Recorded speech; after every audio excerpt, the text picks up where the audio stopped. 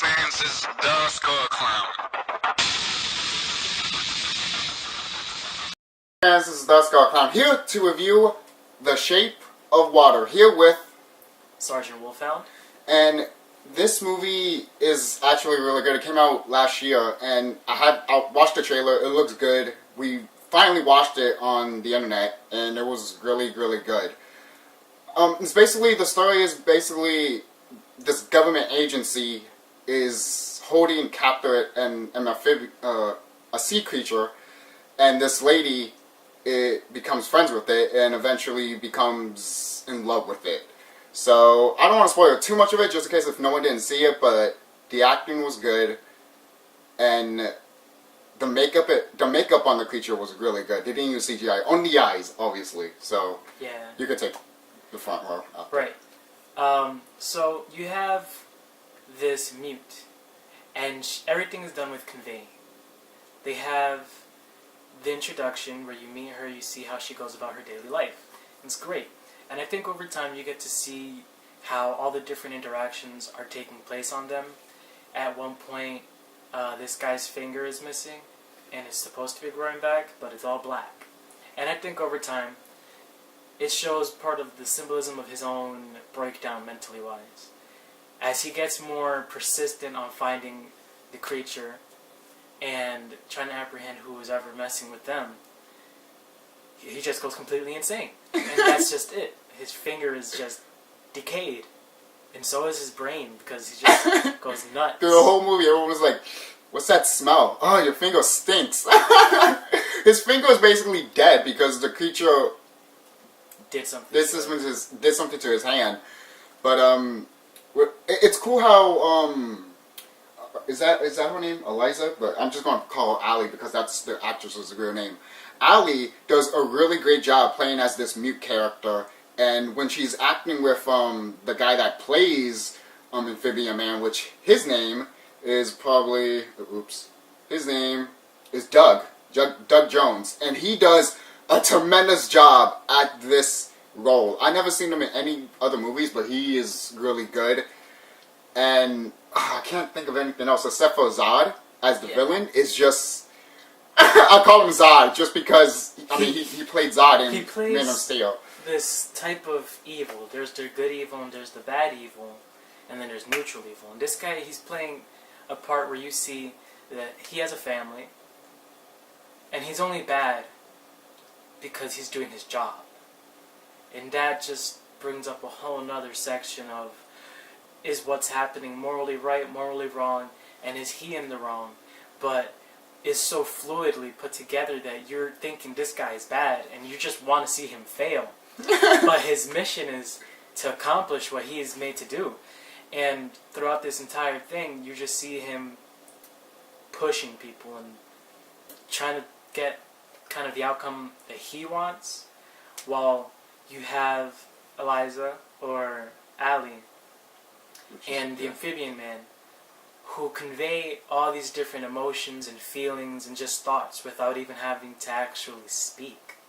And throughout the entire thing, you feel like you've heard her speak. And with him, you feel like it's a whole new world for him. He's from a whole other indigenous area, and he's used to, tribes, and he's not used to music. And where she does one thing, he mimics her, and not the entire movie, but they're pantomiming all these different actual theatrical emotions and things that you see in movies where people are speaking.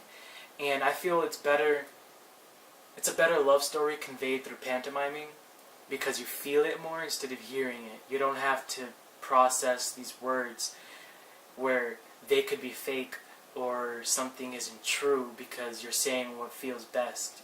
They're just doing what feels right. And so to see how these two different people from different worlds can actually make a connection off of what separates them instead of what makes them different. Exactly. You have two completely different people who are brought together, not by appearance, by circumstance, and by uniqueness.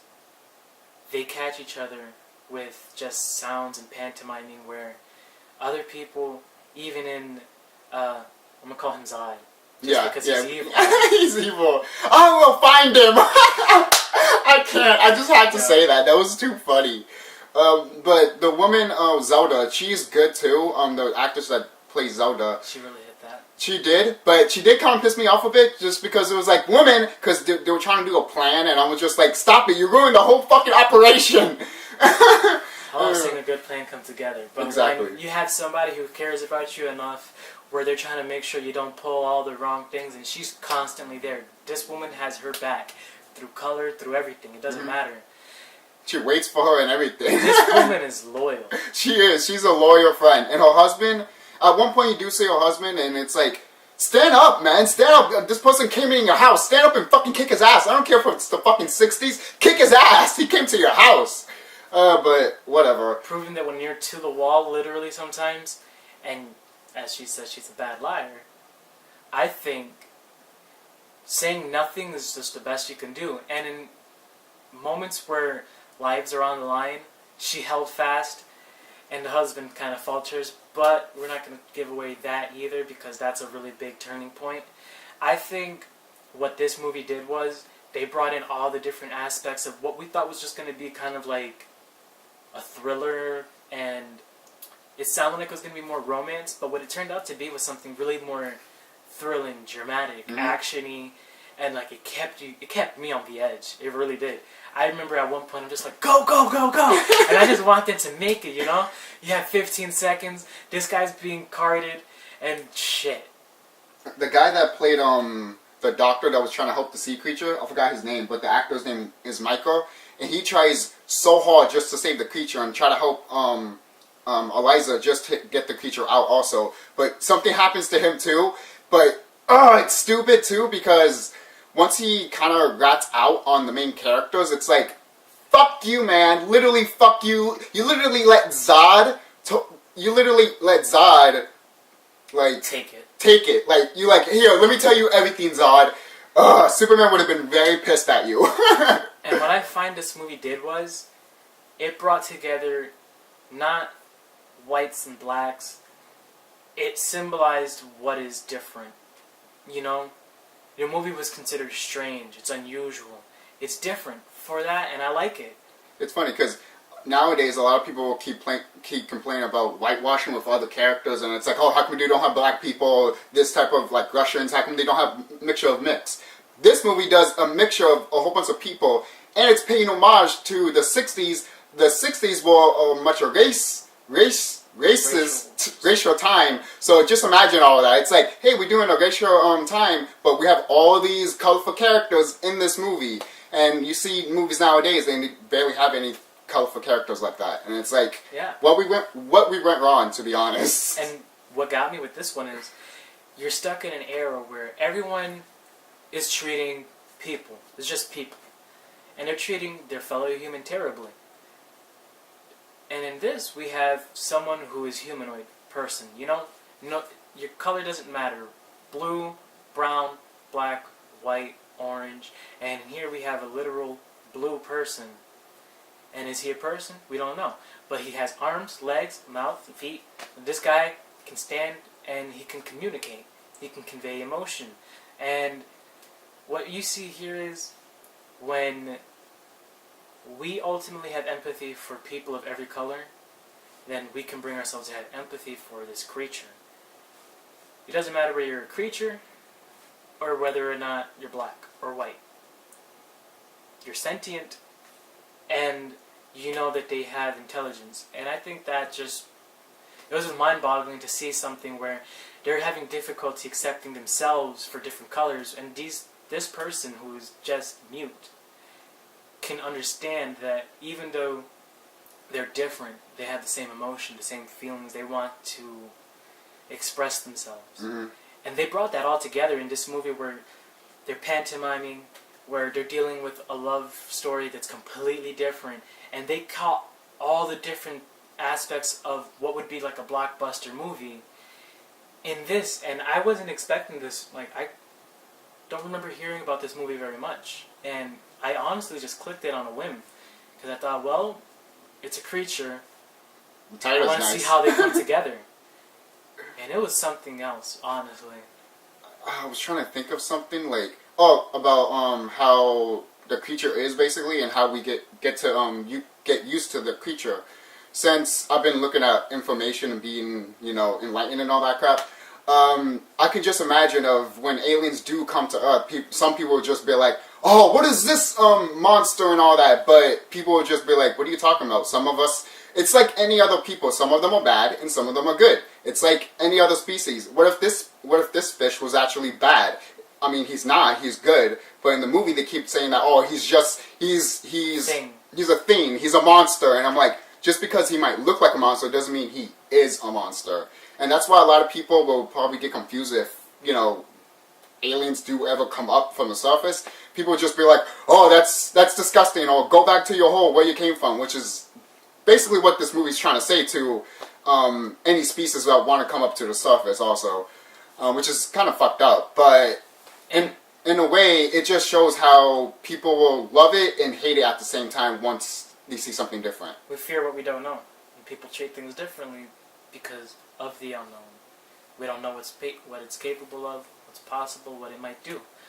But I feel like that's why first chances, first impressions, and getting to know how they work and what they do is so pertinent to life. Mm-hmm. Like, if she never took the chance to learn about him, she probably never would even had that experience. That reminds me too, because the scientist just trying to help. He literally says Americans need to learn, and then the sergeant is like, Americans don't need to learn, and it's like, fuck you. I fucking hate that. That's literally the government's mentality 101. Like, we can learn everything, but the American people, fuck them. They should not learn nothing. And it's like, oh god. Double agents. Exactly. But what happens is, we have the doctor who is working both sides. That one's not too much of a spoiler because we're going to see it a lot. Or not too much. They keep it brief, but it's really octane in the fact that, like, they keep you on the edge of what's going to happen right here and now. And I think with the doctor, it was kind of relatable because he is in search of knowledge. And anyone who likes to learn or see, learn about new creatures and things, the world is ever expanding and we don't know what's in there, out there. So to find a creature of this shape and size and intelligence, that's kind of news breaking. And he didn't want to just destroy it. He didn't want them to get rid of it. So you're trying to protect it so you can learn more of it instead of cutting it open. Right, like Zod wanted. Let's open it up, crack it to see what it works, and then the doctor's like, no, that defeats the purpose. And it does. It defeats every purpose that you want to learn from a creature. And it's like, let's capture it so you can learn it. How about just let him out in the wild and see what he does? Maybe put a tracker on him and see what he does while he's living his life in the sea, I think one of the things that this movie brings to light is the symbolism of how we treat people and how we treat the unknown, and also rank. At one point you have an officer of 5 stars which means nothing for me, to be honest. In titles real life. and ranks are one thing. It's just like, you understand what respect is, but then when you have people running the world and shit, and people in power, they believe they are the only ones higher up because they've been appointed that. There's no one higher than them. So where does it really end, and what's okay, what's allowed, and what isn't when it comes to people of the highest rank making shots, calling shots, really? It's like, I have 5 stars, yeah, but those 5 stars don't mean anything to me. Hey, look, 5 shooting stars fell. Oh, look at that, it's pointless. At the end, they push you to do what they want by making you believe it's what you want. And I think that's what really pushes our main villain in this one to go the extra mile. His drive is really something to be admired. Yeah, he was frustrated at the people that was trying to get the amphibian, and he was also pissed at his bosses at the same time. So he was stuck at both ends, and he's like, and it makes a good villain because he's trying to like, what the hell is going on, and what should I do? So he's broke in between, and he's torn, so he can't really know what to do. So he basically just cracks, and he's like, fuck it, I'm gonna do what I have to do. And he little just by does little, it. the degradation of his psyche, it's with the fingers, his New car getting dinged up. And I feel like it's the same way with his family. Like, at first you pay attention to his family, but and slowly in the movie, he's not paying attention at all to his family. It's just like, oh, who cares? Like, even when his son gives him a kiss, it's like he doesn't even, like, flinch. He didn't flinch. He didn't even tell his daughter, hey, you didn't give me a kiss. Right. But, let's see. I think one of the supporting actors, sorry to cut you off there, the older man that's with Eliza. Oh yeah, he is good too. He's just great support. Let me look at his name.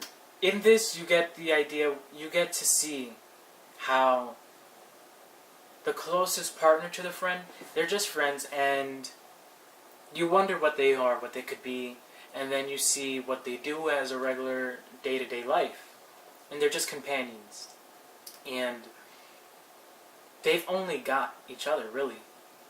And you get to see how them branching off from one another leaves them kind of at odds where they can't get much done, proving that it's easier to work together than it is to break off and work alone sometimes, where he was trying to do his own thing. You feel like he's kind of hypocritical in the point because he thought he had other friends, he'd leave her. Mm-hmm. And then they come back and they rub back and they're just great. And I feel he really runs off of her energy because she's so adamant about what she wants to do that he's only more than willing to help because he just feels the compulsion to help a friend. They show a lot of nudity in this movie, by the way. It is rated R for a reason. When I first saw this movie, I was like, oh, that's why it's rated R. They show a lot of tits and ass and vaginas. So, so if people that don't like that type of stuff, then maybe this is not a movie for you. But it got Academy Awards, so it must be doing something right. But I do like the ending for the movie. I'm not going to spoil it, but the ending, you'll be like, what the hell did they just did? We got everything. I know, and you think the villain is going to win, but something does happen. I'm not going to spoil it, but most people are like, oh, how's that? That's a spoiler. The villain loses. How's that a spoiler? Honestly, they gave you everything. You have the villain losing, you have the villain winning. In that order, you will not know. You also have our main character winning and losing. But they gave us all of it. They gave us the drama, they gave us the suspense, they gave us the shock, and then they gave us the revelation, and it's just all these different things were wrapped up in this movie that we took a chance on. You know, I didn't know what I was going to expect, and I came out really content with what I saw and what I was given for this movie, and I say kudos. That got an A out of me. Yeah, I'll give this movie an A. I will watch it again. I'll buy it on DVD or Blu-ray. I like it that much. And I'm kind of disappointed I didn't see this at the movie theaters. Because I would have loved to see this at the movie theaters.